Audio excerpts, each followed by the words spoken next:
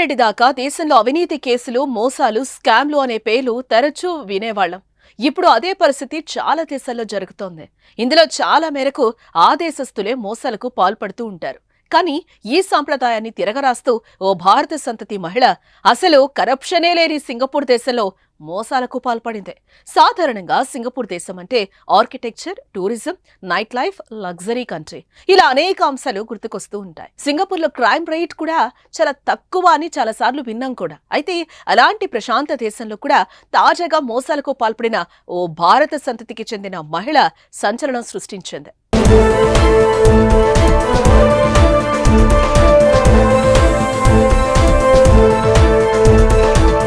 సింగపూర్లో 12 మందిని వివిధ రకాల స్కామ్లతో భారత మహిళ మోసం చేసింది. దాదాపు 1,06,000 సింగపూర్ డాలర్ల మేర మోసం చేసినట్లు కోర్టులో కేసు రుజువైంది. ఈ మేరకు భారత సంతతికి చెందిన మహిళకు సింగపూర్ కోర్టు బుధవారం 3 ఏళ్ల జైలు శిక్షతో పాటు 2,000 సింగపూర్ డాలర్ల జరిమానా విధించింది. నిందితురాల్ని ప్రిస్కిల్లా షమణి మనోహరన్ గా సింగపూర్ పోలీసులు గుర్తించారు. అయితే గత 2 ఏళ్లుగా 2022 నుంచి ఆమె ఈ నేరాలకు పాల్పడినట్లుగా తెలుస్తోంది. హౌసింగ్ బోర్డ్ పబ్లిక్ స్కీమ్ కింద అపార్ట్మెంట్కు చెందిన ట్రాన్సాక్షన్ కోసం డబ్బు చెల్లించాల్సి ఉందని, అయితే తన కొడుకు, కుమార్తె చనిపోయినట్లుగా చెబుతూ మనోహరన్ ఒక వ్యక్తి దగ్గర డబ్బు తీసుకుంది. ఈ మేరకు ఆ వ్యక్తి దగ్గర 57,250 సింగపూర్ డాలర్ల మేర మోసం చేసింది.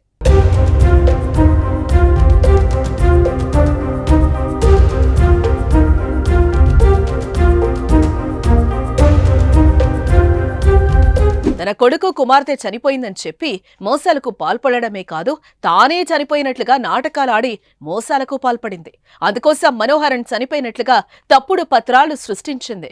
ఆ తప్పుడు పత్రాలతో లాయర్గా నటిస్తూ లీగల్ ఫీజుల కోసం మరో వ్యక్తికి ఫేక్ ఇన్వాయిస్లను పంపినట్లుగా ది స్ట్రైట్స్ టైమ్స్ మీడియా నివేదించింది. అంతేకాకుండా ఇతర కేసులతో పాటు ఎమర్జెన్సీ అంటూ మెడికల్ ఫీజు కోసం స్కామ్ కు పాల్పడింది. హాస్పిటల్లో అత్యవసరంగా డబ్బులు చెల్లించాల్సి ఉందంటూ తనకు హాస్పిటల్కు మధ్య డిస్కషన్ జరిగినట్లుగా ఫేక్ వాట్సాప్ రికార్డులను సృష్టించి వేల సింగపూర్ డాలర్లు సంపాదించిందని సింగపూర్ కోర్టులో రుజువైంది.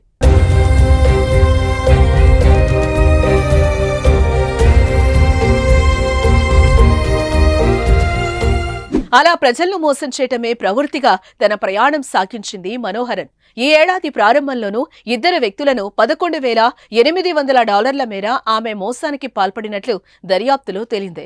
జూన్ 20వ తేదీన జరిగిన విచారణ సందర్భంగా తన అపార్ట్మెంట్లోని గదులను అద్దెకు ఇవ్వడం సహా పలు మోసాలకు సంబంధించి 6 ఆరోపణలను మనోహరన్ అంగీకరించింది. దీంతో ఇన్ని మోసాల్లో మనోహరన్ పాత్ర ఉండటంతో న్యాయస్థానం శిక్ష విధించే సమయంలో మరో 14 ఇతర అభియోగాలను పరిగణలోనికి తీసుకుంది.